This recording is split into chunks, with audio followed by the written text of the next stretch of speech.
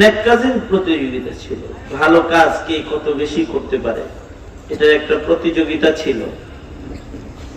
এবং সাহাবায়ে কেরাম ভালো কাজ করে একে অপরকে পিছনে ফেলানোর চেষ্টা করতেন। যেমন হযরত ওমর অনেক চেষ্টা করেছিলেন সিদ্দিক আকবরকে পিছনে ফেলানোর জন্য, কিন্তু হযরত সিদ্দিক আকবরকে নেক কাজে পিছনে ফেলতে পারেননি। নেক কাজে হযরত সিদ্দিক আকবর সবচেয়ে বেশি অগ্রগামী, এ কারণে সিদ্দিক আকবরের মর্যাদাও বেশি। আল্লাহর রাসূল একদিন জিজ্ঞাসা করলেন, তোমাদের ভেতরে কে আছো আজকে সাদাকা করে এসেছো? হযরত আবু বকর বললেন, আমি সাদাকা করে এসেছি। আল্লাহর রাসূল বললেন, তোমাদের মধ্যে কে আছো যে রোজা রাখছো? হযরত আবু বকর বললেন, আমি রোজা রাখছি। আল্লাহর রাসূল সাল্লাল্লাহু আলাইহি ওয়াসাল্লাম বললেন, তোমাদের মধ্যে কে আছো আজকে ইয়াদাতুল মারিজ, রোগীর সেবা করে এসেছো? হযরত আবু বকর বললেন, আমি করে এসেছি। মানে নবীজি যেই নেক কাজটার কথাই বলে, হযরত আবু বকর বলেন যে আমি এটা করছি আজকে। এই যে নেক কাজের প্রবণতা, এই নেক কাজ করনে ওয়ালাকে আল্লাহ তাআলা ভালোবাসেন। এ কারণে আকাবিররাও নেক কাজ বেশি করেছে। ইমামে আযম আবু হানিফা রাহমাতুল্লাহি আলাইহি তিনি 40 বছর ইশার ওযু দিয়ে ফজরের নামাজ আদায় করেছেন। সুবহানাল্লাহ। আগামী কালকে বলেন সবাই মিলে একসাথে জোরে করে বলেন সুবহানাল্লাহ। কত বছর করেছেন? 40 বছর ইশার ওযু দিয়া ফজর পড়েছেন। তার মানে 40 বছরের ভিতরে রাতে ঘুমানো নেই। 40 বছর এমন কাজ করেন নাই রাতের বেলায় যা করলে পরে ওযু নষ্ট হয়ে যায়। ফিকহি গবেষণার কাজ করছেন, ইবাদত বন্দেগী করছেন। কখনো কখনো এক রাকাত নামাজে কোরআনে কারীম পুরাটা খতম করে ফেলছেন। কখনো কখনো 2 রাকাত নামাজে কোরআন খতম করেছেন। কখনো এশার নামাজ পড়ে মসজিদে দাঁড়ায় গেছেন, মুয়াজ্জিন ফজরে আয়েশা দেখছে যেমনি এশার পরে দাঁড়ানো ছিল ওইভাবে এখনো দাঁড়ানো আছে।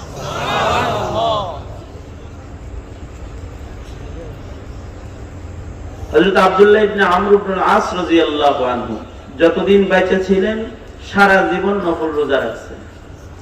যতদিন বেঁচে ছিলেন সারা বছর নফল রোজা রাখা আল্লাহর রাসূলের কাছ থেকে পাশ করাইছেন। নবীজিকে বললেন যে আল্লাহর রাসূল, আমি প্রতিদিন রোজা রাখতে চাই। আল্লাহর রাসূল বললেন, কেন? আইয়ামে বীজে রোজা রাখো, মাসের 13, 14, 15 এগুলোতে রোজা রাখো, অথবা সপ্তাহে রোজা রাখো, জুমাবার রোজা রাখো।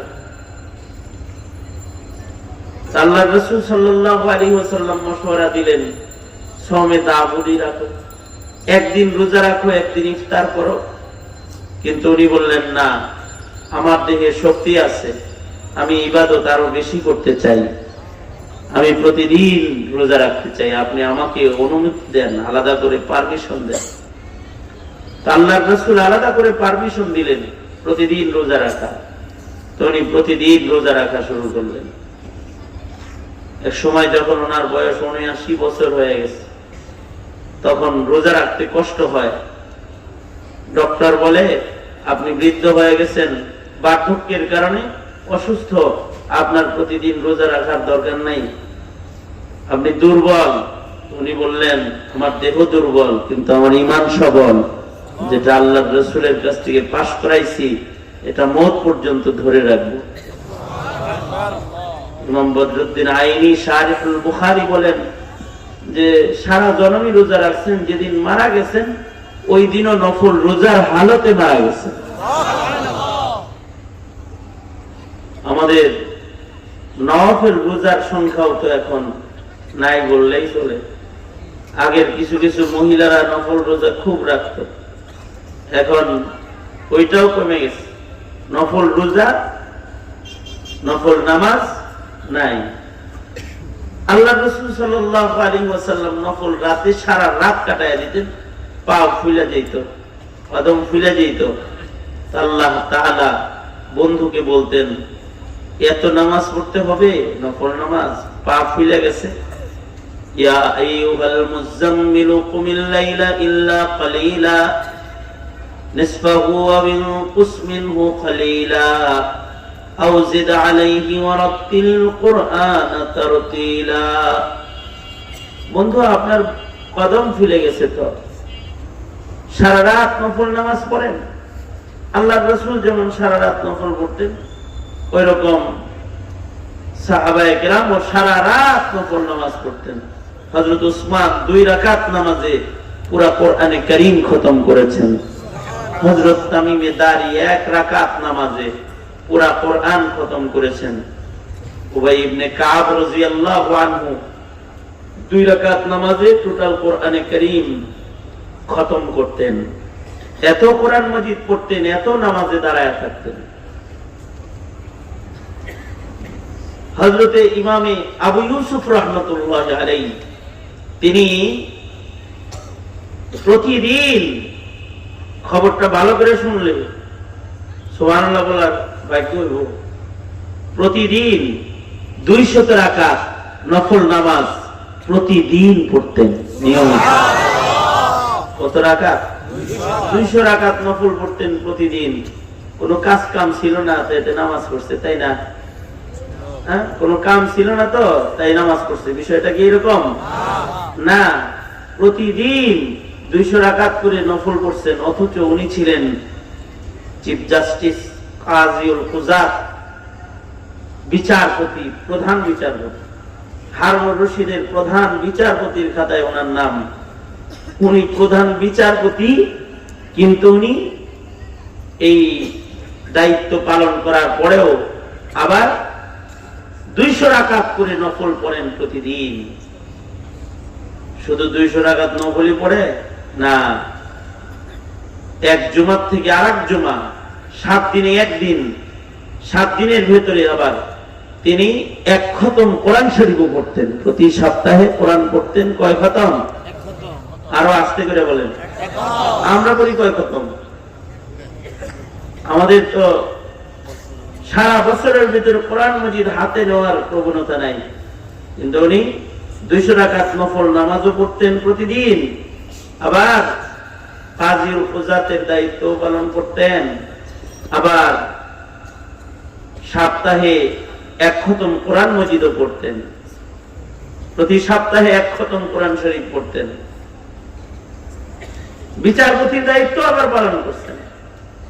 বিচারপতির দায়িত্ব পালন করেছেন। নরম বিচারপতি না কোনো? এখনকার বিচারপতি তো, এখনকার বিচারপতিরা রাজা বাদশার মাধ্যমে তারা সবল দুর্বল হয়। বিচারপতির পক্ষে যদি রাজা বাদশা থাকে তাহলে বিচারপতির পাওয়ার খুব বেশি হয়। আর যদি পক্ষে না থাকে, কাটে যায়, শেষে দেশ ছেড়ে চলে যায়। এই তো। কিন্তু ইমাম আবু ইউসুফ রাহমাতুল্লাহ আলাইহি এমন বিচারপতি ছিলেন যিনি বাদশার বিচার করতেন, বাদশাকে আদালতে দায়িত্ব আনতেন। অর্থাৎ বাদশাহ হারুনুর রশিদকে আদালতে ডেকে আনতেন, আদালতে ডেকে আনতেন হারুনুর রশিদকে। একবার জুবাইদা যায় বিচার দিচ্ছে, অর্থাৎ বাদশার বিবি জুবাইদা বিচার দিচ্ছে ইমাম আবু ইউসুফের কাছে। ইমাম আবু ইউসুফ রাহমাতুল্লাহ আলাইহি বিচারপতি হিসেবে হারুনুর রশিদের মতো পাওয়ারফুল বাদশা সারা দুনিয়া শাসন করে, 4 ভাগের 3 ভাগ পৃথিবী শাসন করে। এর ডাইকে নিয়ে আসছে আদালতে। উনিও তো আশ্চর্য হয়ে গেছে, কি রে বিচারটা দিল। যে দেখে যে বাদী পক্ষের ওইখানে দাঁড়ায় রয়েছে হ্যাঁ বিবি নিজে, মানে জুবাইদা নিজেই দাঁড়ায় রয়েছে। জুবাইদা বিচার দিয়েছে। কি বিচার? বিচার হলো যে আমি বাবার বাড়ি গেছি, আমার ঘরে আমার স্বামী তিনি আমার ঘরে দাসী বান্দি নিয়ে রাত্রি যাপন করছে। দাসী বান্দি লয়ে রাত্রি যাপন করছে আমার ঘরে। রানীর ঘরে বান্দি ঢুকাইলো, আমাকে অপমান করেছে না? এটা কি কাজটা ঠিক করেছে? একজন রানীকে অপমান করা। আমি সম্মানী মানুষ, আমার বিছানায় আর একজনকে নিয়ে ঘুমাইছে কেন রাত্রে? আপনি কেমনে বুঝলেন? আলামত আছে, আলামত দেখে বুঝছি। ডাকান তাহলে, তাড়াতাড়ি ডাকান, লড়তেছি না আমি, বিচার করবেন তারপরে লড়বো। কি এর কাজী উপজাত আপনি, তাড়াতাড়ি বাদশারে ডাকে। হারুন রশিদ রে দেখে না আদালতে হাজির করছে হযরত ইমাম আবু ইউসুফ রাহমাতুল্লাহি আলাইহি। তারপরে বলতেছে কি ব্যাপার, একজনের ঘরে আর একজন বিনা অনুমতিতে ঢোকা জায়েজ নাই, আর আপনি আর একজন লয়ে আর একজনের ঘরের ভিতরে ঘুমান। কে বলেছে? জুবাইদার বিছানায় কাকে নিয়েছিলেন? খোদার কসম আমি ওই ঘরের দরজার কাছেও যাইনি, বাবার বাড়ি ছিল যে আমি হারে চিনি না, ঘরের কাছেই গেছি না, দরজার আশেপাশে যাই নাই, ঘরে আবার রাত্রি যাপন করে। আপনি কেমনে বুঝলেন? ওখানে নাপাক পড়ে রয়েছে, দুর্গন্ধ দেখে বোঝা যায় যে এখানে কোন পুরুষ রাত্রি যাপন করেছে। তাহলে আপনার ঘর আমি ইনকোয়ারি করবো। জামাই বউ লোক হয়ে গেছে, আর ইমাম আবু ইউসুফ রাহমাতুল্লাহি আলাইহি ঘরে প্রবেশ করেছে, যা দেখে দুর্গন্ধ। কিন্তু চতুর্দিকে এক নজর দেওয়ার পরে ইমাম আবু ইউসুফ বলে, জুবাইদা আপনার ঘরে কেউ ঢুকে নাই, এটা তালা মারাই ছিল। হ্যাঁ, দুর্গন্ধ পান না? পাই। এটা বুঝলেন কিভাবে? উনি এক নম্বর কসম করেছে, কসম করে মুমিন মিথ্যা বলে না। দ্বিতীয় নাম্বার, ওই দেখেন খেয়াল করে, আপনার ঘরের কোনায় চামবাদুরের বাসা আছে, চামচারার বাসা আছে, ছোট বাদুর। এই ছোট বাদুর ওই যে উকি মেরা দেখে ওখানে বাচ্চার আওয়াজ পাওয়া যাইতেছে, উকি মেরা দেখেন বাচ্চা ফুটাইছে, হ্যাঁ বাচ্চা ফুটাইছে। এই চাম বাদুর খালি ঘর পায়া আমনের বিছানাকে বাদুরে নিজের বিছানা বানাইছিল, বানায়া বাদুরে তার বাচ্চাদেরকে আপনার বিছানায় দুধ খাওয়াইছে। কিছু দুধ বিছানায় পড়ছে, তো এটার দুর্গন্ধ, চাম বাদুরের দুধ মানব বীর্যের মতো দুর্গন্ধ, তাই আপনি সন্দেহ করছেন। আদালতে হাজির করতেছে। খালি বইয়ে মামলা দিলে আদালতে হাজির করতে তা না, ইহুদি মামলা দিছে, ইহুদি মামলা দিছে হারুন রশিদের বিরুদ্ধে কাজীউল কুযাত হযরত ইমাম আবু ইউসুফের দরবারে। কি মামলাটা দিছে? তাও কি এটা মিথ্যা মামলা দিছে। মামলা হলো যে হাকিম সাহেব, বিচারপতি সাহেব, এই আমিরুল মুমিনিন তিনি তার ক্ষমতার বলে আমার জায়গা দখল করে বাড়িঘর উঠেছে। এই ক্লেম ওই সময় খালি না, এই ক্লেম যুগে যুগেই যারা ক্ষমতাধর তাদের উপরে থাকে। কারণ ক্ষমতার প্রভাব খাটিয়ে অনেকে অনেকের জমিন দখল করে, শুধু মাদকদি ছাড়া।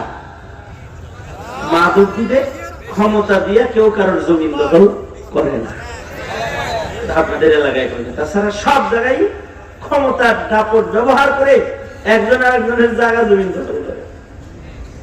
হারুন রশিদের ব্যাপারে কেস হলো যে বাদশাহ হারুন তার বাদশাহীর দাপট দিয়া, আমি ইহুদি দুর্বল মানুষ, আমার জমিন দখল করেছে, এই দেখেন কাগজ, জমিনটা আমার।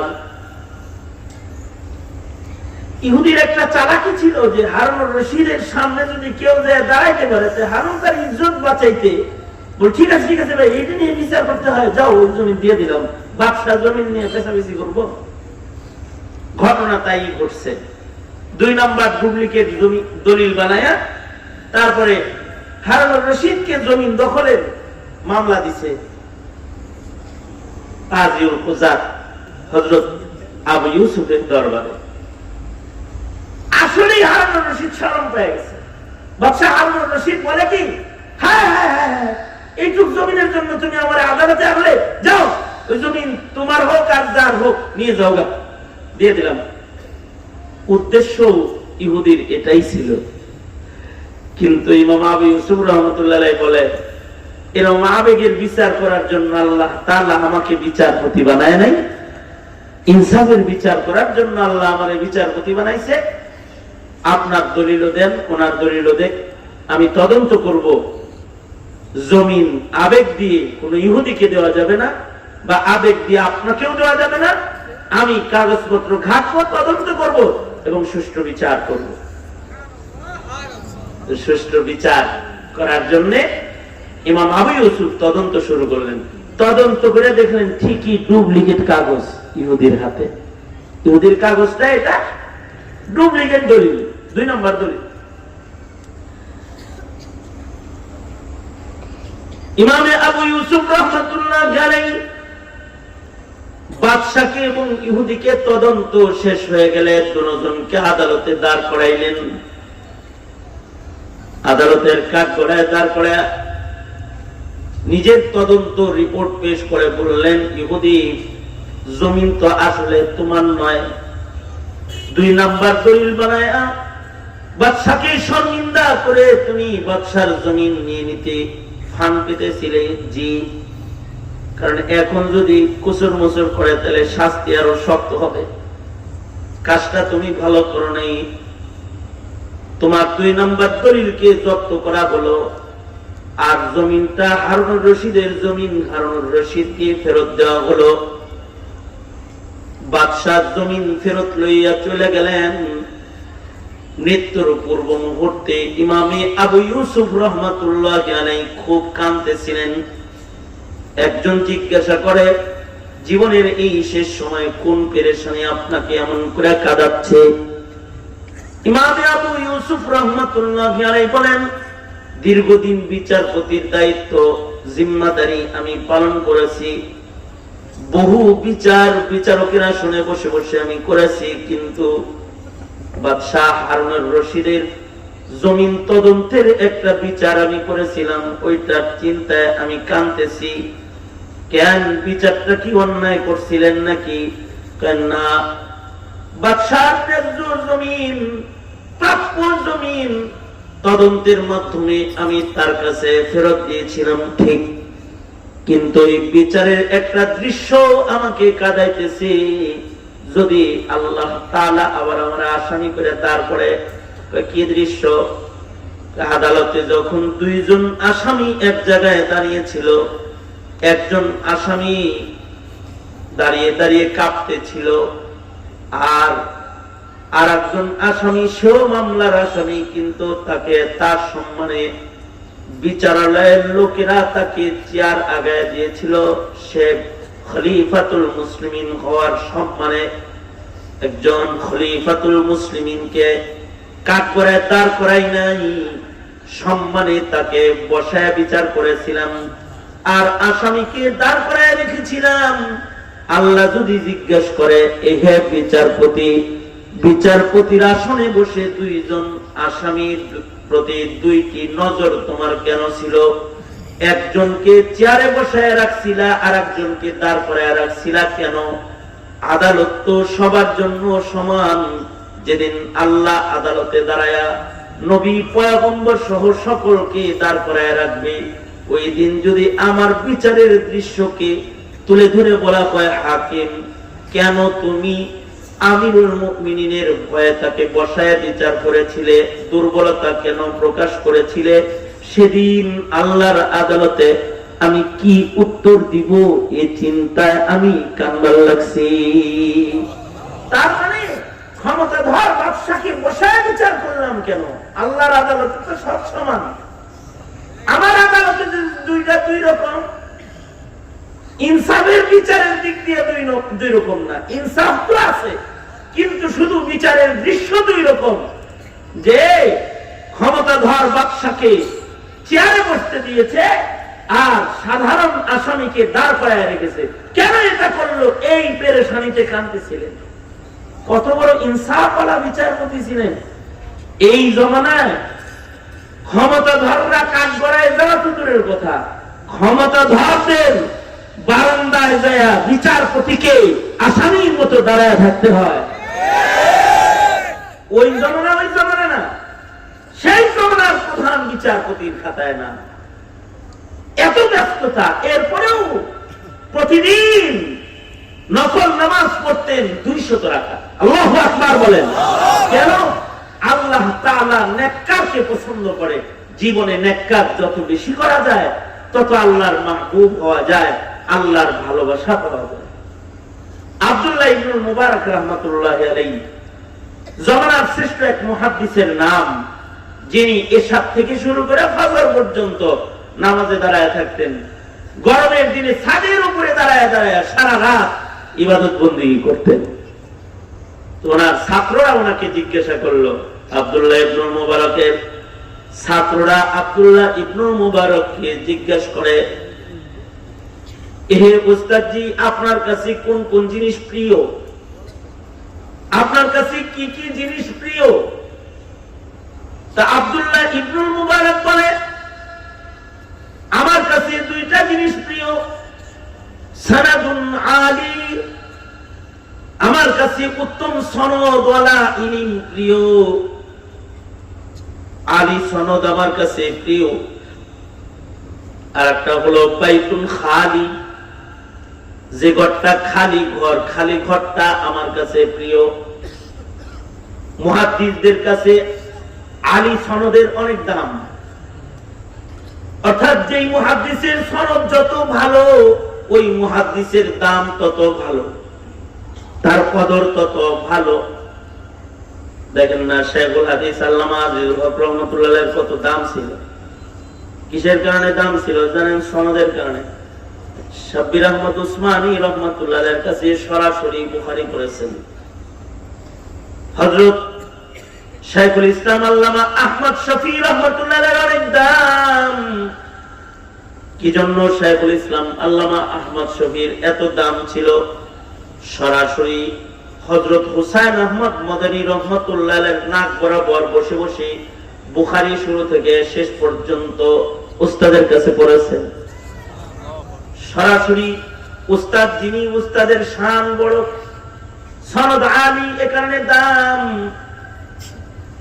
এখনো বয়োবৃদ্ধ যারা, যাদের সনদ আলী, ওই সকল মুহাদ্দিসের অনেক দাম।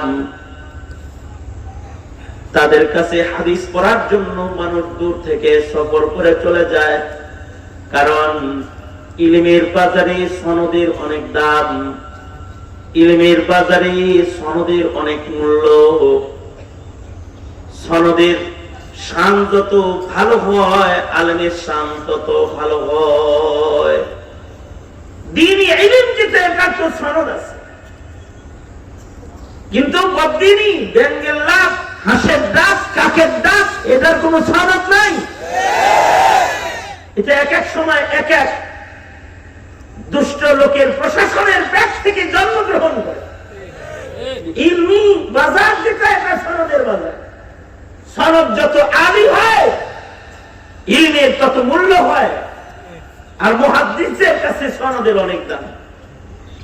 ইমাম বুখারী রহমাতুল্লাহ আলাইহি সনদের মূল্য এর উপরেও তারজামাতুল বাব কায়েম করে নিজের কিতাবের ভেতরে আলোচনা আনছেন। এক সাহাবী একটি হাদিস শোনার জন্য মদিনাতুল মুনাওয়ারা থেকে শুধু কুফা পর্যন্ত পায়ে হেঁটে গেছে। সাহাবীর কাছে গেছে। এক সাহাবী জাবের বিন আব্দুল্লাহ রাদিয়াল্লাহু আনহু, হযরত জাবের, তিনি মদিনায় থাকতেন। মদিনা থেকে পায়ে হেঁটে উনি কুফা পর্যন্ত গেছেন। আপনারা যেমন দূর থেকে হেঁটে হেঁটে এখানে আসছেন, কি জন্য? কিছু ভালো কথা শোনার জন্য। হযরত জাবের পায়ে হেঁটে মদিনাতুল মুনাওয়ারা থেকে কুফা পর্যন্ত গেছে একটা হাদিস শোনার জন্য, একটা হাদিস শ্রবণ করার জন্য। পায়ে হেঁটে মদিনাতুল মুনাওয়ারা পর্যন্ত গেছেন। মদিনাতুল মুনাওয়ারা থেকে কুফায় যে গেলেন পায়ে হেঁটে, কুফায় অবস্থান করতেন এক সাহাবী, সাহাবীর নাম আব্দুল্লাহ ইবনে উনাইস। তিনি অবস্থান করেন কুফায়, আর জাবের বিন আব্দুল্লাহ উনি অবস্থান করেন মদিনায়। হযরত জাবেরের কাছে ওই হাদিসটা নাই যে হাদিসটা আব্দুল্লাহ ইবনে উনাইসের কাছে আছে। উনি অবশ্যই এই হাদিসটা একজনের কাছ থেকে শুনছেন, তারপরেও সরাসরি উস্তাদের কাছ থেকে শোনার জন্য, নবীর কাছ থেকে সরাসরি যে সাহাবী হাদিসটা শুনছে, এই সাহাবীর কাছ থেকে সরাসরি উনি এই হাদিস শোনার জন্য সুদূর মদিনাতুল মুনাওয়ারা থেকে পায়দাল হেঁটে কুফা চলে গেছেন।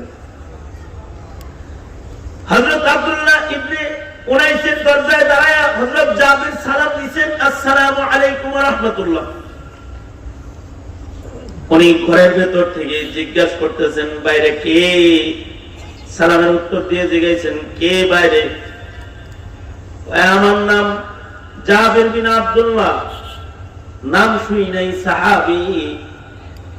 বলতেছে কোন জাবের? সাহাবী নাম, আমি সাহাবী। সাহাবী জাবের আপনার দরজায় এসেছে। দরজা খুলে বলে কি জন্য আসছো? আপনার কাছে যে একটা হাদিস আছে, ওই হাদিসটা শুনবার লেগে আইছি, শুধু আর কোনো কাম নাই। সরাসরি আপনার ছাত্র হুমু, এজন্য আসছি। আপনার কাছ থেকে রাসূলের হাদিসটা শ্রবণ করব, এজন্য পায়দল সফর করেছি। দরজায় দাঁড়ায়া হযরত আব্দুল্লাহ ইবনে উনাইস হাদিসটা বললেন, আর হযরত জাবের হাদিসটাকে শ্রবণ করলেন। এই হাদিসটা শুননা আর দেরি নাই, আবার পায়ে হাইটা সোজা মদিনায় চলে গেলেন। তার মানে হাদিসের সনদটাকে ওয়াসিতা কমানোর জন্য, হাদিসের সম্মানে নবীর হাদিসটাকে সরাসরি সাহাবীর কাছ থেকে পড়ার জন্য শত শত মাইল সফর করা মুহাদ্দিসদের কাজ। কেউ মক্কা থেকে বাগদাদ যেত, মদিনা থেকে বাগদাদ যেত, শুধু একটা হাদিস শ্রবণ করার জন্য লম্বা সফর করত। কারণ মুহাদ্দিসদের কাছে সনদ, আলী সনদের অনেক দাম। সনদ যত আলী হবে, আলিম তত দামি হবে। এ কারণে এই জমানায়ও যে আলেমের ইলমি সনদ যত উঁচু, তার দাম তত উঁচু। এখনো বুখারী খতম করানোর জন্য দেখবেন যাকে তাকে দিয়ে বুখারী শরীফ খতম করায় না। খাতমে বুখারী যখন দাওরা মাদ্রাসার হয়তো একটা আলী সনদের, উত্তম সনদের একজন মানুষকে এনে হাদিসের মসনদে বসায়া দিয়া নবীর শেষ হাদিসটা শোনানো হয়। কারণ আলী সনদের ইলমের বাজারে অনেক দাম। হযরত আব্দুল্লাহ ইবনে মুবারক বলেন যে আমার কাছে দুই জিনিস প্রিয়, তার ভিতরে একটি হলো সনদুল আলী। আলী সনদ আমার কাছে প্রিয়। কত পেয়ারা কালাম, কত দামি কথা। উনি দ্বিতীয় নম্বর বললেন আমার কাছে প্রিয় বাইতুন খালি, খালি ঘর আমার কাছে প্রিয়। খালি ঘর নবীদের কাছে প্রিয় ছিল। এ কারণেই মুহাম্মদুর রাসূলুল্লাহ সাল্লাল্লাহু আলাইহি ওয়াসাল্লাম গারে হেরায় গিয়ে লম্বা সময় একাকী সাধনা করেছেন, আল্লাহ পাওয়ার সাধনা। বাজারে বসে ইবাদতের হক আদায় করা যায় না। ইবাদতের হক আদায় করতে খালি ভাল লাগে। আল্লাহকে খুশি করার ইবাদত বাজারে বসে করা যায় না। বাজারে লম্বা নামাজ পড়লে রিয়া করেছে, সবাই কিছু দেখতেছে আমার সেজদা গুলো কত লম্বা, রুকু গুলা কত ভালো, আমার কত বুজুর্গ মনে করবো গো। হ্যাঁ, বাজারের ভিতরে ইবাদত করে ইবাদতের হক আদায় করা যায়, তবে খালি ঘরে ইবাদত করলে ইবাদতের হক আদায় হয়ে যায়।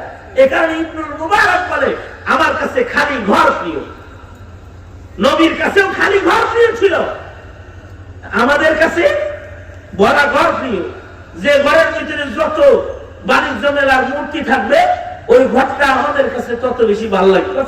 সাজাইছে গো, যত ছবি থাকবে তত সুন্দর সুন্দর লাগে আমাদের কাছে। এই জন্য যত ছবি আছে, জিন জানোয়ারের ছবি, মানুষের ছবি, নায়ক নায়িকার ছবি, গায়ক গায়িকা, খেলোয়াড়ের ছবি, এগুলো দিয়ে ঘর সাজায় রেখে দেয়। আমাদের কাছে ওই ঘর ভালো লাগে না যে ঘরে টিভি নাই, ওটা হলো খালি ঘর। আর যেটাই টিভি আছে, কম্পিউটার আছে, এটা হলো ভরা ঘর। ওই ঘর আমাদের কাছে ভালো লাগে। এমনকি ওয়াইফাই কানেকশন না থাকলে এখন তো ওই ঘরটা ঘরই না। ঘরের ভিতরে একটা ওয়াইফাই কানেকশন নেই, এটা কোনো ঘর? এটা তো জঙ্গলে না। এই শব্দ আমি একজনের মুখ থেকে শুনছি, খুব নকল করলাম। এটা তো জঙ্গলে না, এটা কি ভালো কোনো হোটেলের ঘর হলো? আমি এক হোটেলে অবস্থান করতেছিলাম, ফজরের নামাজের সময় হঠাৎ করে দেখি বাহিরে শোরগোলের আওয়াজ, চিল্লাচিল্লি হইতেছে বাইরে। দেখলাম এক যুবক আমার পাশের রুম থেকে বের হয়ে হোটেল ম্যানেজমেন্টে যারা আছে তাদের সাথে কাজা শুরু করছে। কি কাজা? এখন স্টিল, এখন এই 12টা পর্যন্ত আমাকে নতুন রুম দিতে হবে, এই রুমে আমি থাকবো না। কেন? ক্লেম কি? দোষ কি? দোষ হইল এই ঘরে ওয়াইফাই কানেকশন নেই। এখানে ওয়াইফাই কানেকশন ভালো না, এটা কি রুম না জঙ্গল? আমি কি জঙ্গলে আসছি টাকা দিয়া? আমি তো 3 স্টার হোটেলে উঠছি, এইখানে ওয়াইফাই কানেকশন দুর্বল হবে কেন?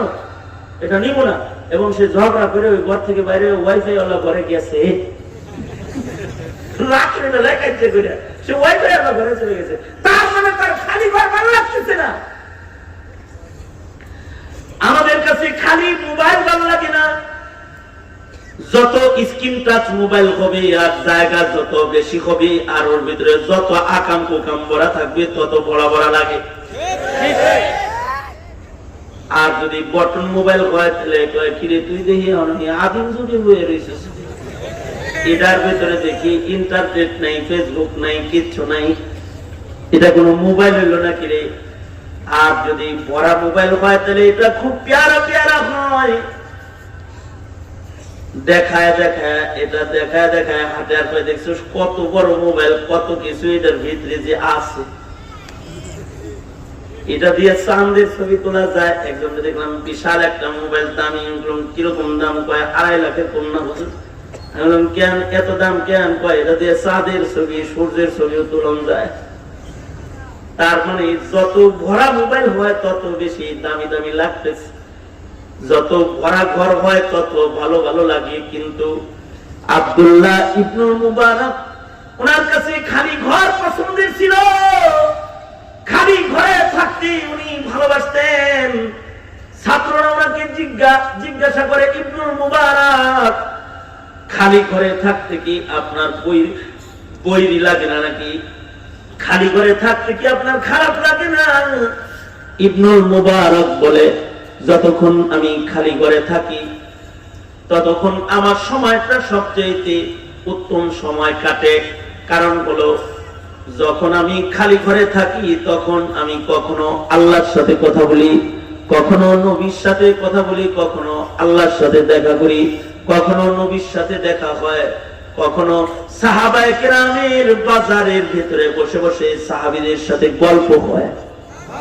বলো না যে সময়টা আল্লাহর সাথে কাটলো, যে সময়টা নবীর সাথে কাটলো, যে সময়টা সাহাবীদের বাজারের ভেতরে কাটলো, তার চাইতে উত্তম সময় কি আর হয়? এর চাইতে ভালো সময় কি আর হয়? তো সাথীরা বলে, শাগরেদরা বলতেছে যে হযরত খালি ঘরে আল্লাহর লগে নবীর লগে সাহাবীদের বাজারে কেমনে থাকেন এটা বুঝতে চাই। ইবনুল মুবারক বলে, খালি ঘরে থাকি, কখনো কখনো জায়নামাজ বিছায়ে আমি আমার আল্লাহর সামনে দাঁড়ায়া যাই, তখন আমার আল্লাহ আমার সামনে থাকে, আমি বান্দা আল্লাহর সামনে থাকি। এভাবে রবের সাথে গোলামের ভালোবাসার বিনিময়ে রাত কেটে যায়, আল্লাহু আকবার কাবীরা, ভালো সময় যায়। আর কখনো কখনো নবী পাকের হাদিসের মহাসাগরের ভেতরে আমার সময় কেটে যায়, নবীর সাথে আমার সময় পার হয়ে যায়। আর কখনো কখনো সাহাবায়ে কেরামের ইলমি বক্তব্য, সাহাবায়ে কেরামের আকওয়ালগুলো, বক্তব্যগুলো সব এক জায়গায় করে যখন আমি কোন ফিকহি গবেষণার ভেতরে সময় কাটাই, তখন সাহাবীদের বাজারের ভেতরে গল্পে আমার সময় কেটে যায়। আল্লাহু আকবার কাবীরা। এটা কিতাব সামনে নিয়ে নবীর লগে থাকে, সাহাবীর লগে থাকে, জায়নামাজ লয়ে আল্লাহর লগে থাকে, কত সুন্দর সময় কাটে। হায়াতের বেশিরভাগ সময় তিনি একাকী এমন কাটাইতেন, নিজের সময়কে ইবাদত বানাইবার জন্য। কিন্তু জমানা খারাপ হয়ে গেল, এখন আগে মানুষ একা থাকার জন্য জঙ্গলে গেছে। যেমন বলখের বাদশাহ ইব্রাহিম আদহাম রাহমাতুল্লাহ আলাইহি একাকিত্বের গোলামি করার জন্য বলখের জঙ্গলে গেছেন। বলখের জঙ্গলে বহু ওলি বুজুর্গদের কবর মাজার এখনো মজুদ আছে। যারা একা একা থেকে ইবাদত করার জন্য তারা জঙ্গলে অবস্থান করেছে, এদের কেউ কেউ তো আসমানি মেহমানদারি খেয়েছে জায়গায় বসে বসে। তাদের কাছে একা ঘর পছন্দ, একা থাকা পছন্দ ছিল। আর এমন একটা জমানা এখন আমরা অতিক্রম করতেছি যে এখন সাগরের ভেতরেও একা থাকা যায় না, আকাশের উপরেও একা থাকা যায় না, জঙ্গলের ভেতরেও একা থাকা যায় না। সব জায়গায় এখন নেটওয়ার্ক আর নেটওয়ার্ক, স্যাটেলাইট কায়েম হয়ে গেছে। বিমানে আকাশ দিয়ে উঠতেছে আর চলন্ত অবস্থায় ঘরের লগে SMS হইতেছে, যোগাযোগ হইতেছে। বিমানে ওয়াইফাই কানেকশন, এখান থেকে ফেসবুক চালাতে লাগছে। বিমানে আকাশের উপরে বসে বসে ফেসবুক চালাচ্ছে, অর্থাৎ ওখানে তার ওয়াইফাই কানেকশন চলতেছে, SMS চলতেছে, মেসেঞ্জার চলতেছে, তার হোয়াটসঅ্যাপ মেসেজ তার ওখান থেকে চলতেছে। নেটওয়ার্ক আছে আকাশের উপরে, একা থাকতে পারতেছে না। জঙ্গলের ভেতরেও নেটওয়ার্ক আছে, সাগরের ভেতরেও নেটওয়ার্ক আছে। কোন জায়গায় একা থাকার কায়দা নাই। যেখানেই আছে পকেটে ক্রিং ক্রিং ক্রিং ক্রিং বাজতেই আছে, বাজতেই আছে। ভালোবাসার মানুষ খালি আই লাভ ইউ বলতেই আছে, বলতেই আছে। এই তো আমাদের জীবন। আমাদের তো একা থাকা সুযোগ হয় না, কিন্তু সেই যুগের মানুষ নিজের ইবাদতের জীবনকে অনেক বেশি প্রশস্ত করার জন্য একা থাকাকে পছন্দ করতেন। আল্লাহর রাসূল সাল্লাল্লাহু আলাইহি ওয়াসাল্লাম রাতের বেলা একা একা নামাজ পড়তেন, দাঁড়িয়ে দাঁড়িয়ে সিজদারত থাকতেন। নেককার, কারণ নেককারকে আল্লাহ তাআলা পছন্দ করেন। আল্লাহর রাসূলের কখনো কখনো এক সিজদায় রাত কেটে যেত। আল্লাহু আকবার। চোখের পানি পড়তো যে জায়নামাজ ভিজা যাইত। হযরত আয়েশা সিদ্দিকা বলেন, কখনো মনে হইতো যেন যে মশক ভর্তি পানি মনে হয় বিছনায় ঢাইলা দেওয়া হয়েছে, কিন্তু খেয়াল করে দেখি যে হাবিবে কিবরিয়ার চোখের মশক খুলে দিছে, আর তিনি সিজদারত কাঁদতেছে, তার চোখের পানিতে জায়নামাজ বিছনা ভিজে গেছে। সারা সিজদা অবনত রয়েছেন, আর আমরা সারা রাত কেউ পাপের ভিড়ে কাটায় দিই না। এই সময় এভাবে সময় কাটানো, এভাবে জিন্দেগি কাটানো, এটা আল্লাহ পাকের কাছে পছন্দ না, এটা শয়তানের কাছে পছন্দ। কার কাছে পছন্দ? শয়তানের কাছে পছন্দ। এ কারণে ইবাদতের ভিতরে দিন সুন্দরভাবে যদি কেউ কাটায়, তাহলে সে আল্লাহ পাকের ভালোবাসা পেয়ে যায়। আল্লাহ পাক যেমন ইবাদত করনে ওয়ালাকে পছন্দ করেন, আল্লাহ পাক এরকম সুন্নত ওয়ালাকে ভালোবাসেন, পছন্দ করেন। যার ভেতরে মুহাম্মদুর রাসূলুল্লাহ সাল্লাল্লাহু আলাইহি ওয়াসাল্লামের সুন্নত আছে, তাকে আল্লাহ তাআলা ভালোবাসেন। ইউহিব্বুকুমুল্লাহ, আল্লাহ তাআলা ঘোষণা করেছেন, কারোর ভেতরে যদি মুহাম্মদুর রাসূলুল্লাহ সাল্লাল্লাহু আলাইহি ওয়াসাল্লামের সুন্নতের রং পাওয়া যায়, তাকে আল্লাহ তাআলা ভালোবাসেন। আমি আপনি যদি আল্লাহর ভালোবাসা চাই, তাহলে সুন্নতওয়ালা হয়ে যেতে হবে। দাড়ি নবীর সুন্নত, দাড়িওয়ালাকে আল্লাহ ভালোবাসে। টুপি নবীর সুন্নত, টুপিওয়ালাকে আল্লাহ ভালোবাসে। পাঞ্জাবি নবীর সুন্নত, সুন্নত লেবাসদারিকে আল্লাহ তাআলা ভালোবাসে। হার কামে নবীজির সুন্নাহর অনুকরণ যারা করবে, যারা আহলুস সুন্নাহ হবে, তাদেরকে আল্লাহ তাআলা ভালোবাসে। এই কারণে সাহাবায়ে কেরাম আল্লাহর ভালোবাসা পাওয়ার জন্য জিন্দেগিতে সুন্নতের খেলাফ একটা কাজ করার মতো সুযোগ তাদের জীবনে হয় নাই। আর আমরা নবীর সুন্নাহ তো ভুলেই গেছি।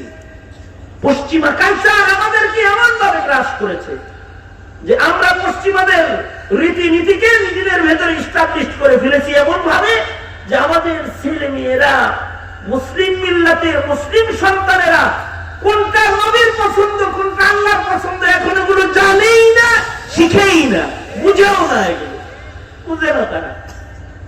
কোনটা সুন্নাহ এটা জানে না তারা, সুন্নাত কোনটা এটা জানে না। এখানে এই পশ্চিমা কালচার আমাদের ভেতরে এস্টাবলিশ হয়েছে। মনে রাখতে হবে, পশ্চিমা রীতিনীতি এগুলো প্রতিষ্ঠার মাধ্যমে শয়তানের প্রিয় হওয়া যাবে, আল্লাহর প্রিয় হওয়া যাবে না। ঠিক বললেও ঠিক, না বললেও এটাই ঠিক। আমি আবার বলি, পশ্চিমাদের কালচার, পশ্চিমা পছন্দ, লাল চামড়াওয়ালাদের কালচার নিজেদের ভেতরে এস্টাবলিশ করে আল্লাহর ভালোবাসা শয়তানের বন্ধু হওয়া যাবে, শয়তানের বন্ধু হওয়া যাবে। সঙ্গত কারণে আল্লাহর ভালোবাসা কেউ যদি পেতে চায় তাহলে সুন্নাহকে ভালোবাসতে হবে। তোমরা যারা সুন্নাহকে ভালোবাসো না, টুপির সাথে দেখাও করো না, ফতোয়াবাজি করো যে টুপি ছাড়া নামাজ হয়, টুপি ছাড়া নামাজ হয় তাই কি? টুপি পড়বা তুমি নবীর ভালোবাসা পাওয়ার আশায়, দাড়ি রাখবা তুমি নবীর ভালোবাসায়, নবীর মহব্বতে দাড়ি রাখবা। তুমি পাঞ্জাবি মাঝে মধ্যে গায়ে দাও, এটা কি দায় সারা? দায় সারা না। তুমি গায়ে দিবা নবীর মহব্বত লয়ে গায়ে দিবা যে এটা আমার নবীজির পোশাক। হার সুন্নত, প্রত্যেকটা সুন্নতকে তুমি ভালোবাসবে কেন? এটা তোমার নবীর সুন্নত, এইটা হৃদয়ে রেখে তুমি সুন্নতকে ভালোবাসবা। যদি এইটা হৃদয়ে কারোর থাকে তাহলে এই সুন্নতের অনুকরণ আল্লাহর ভালোবাসা পাওয়ার জন্য উত্তম রাস্তা, সে আল্লাহর ভালোবাসা পেয়ে যাবে। আর আরেকজন মানুষকে আল্লাহ তাআলা ভালোবাসেন, যারা মুত্তাকি, যারা আল্লাহর ভয়ে গুনাহ বর্জন করে, আল্লাহর ভয়ে যারা গুনাহ বর্জন করে তাদেরকে আল্লাহ তাআলা ভালোবাসেন। ইন্নাল্লাহা ইউহিব্বুল মুত্তাকিন, মুত্তাকিদেরকে আল্লাহ তাআলা ভালোবাসেন।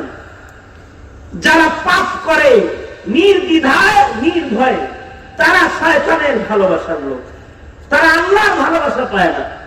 যারা পাপ করে নির্দ্বিধায় নির্ভয়ে, নির্ভয়ে পাপ কার্য যারা সম্পাদনকারী, তারা শয়তানের বন্ধু, তারা আল্লাহর ভালোবাসা বঞ্চিত।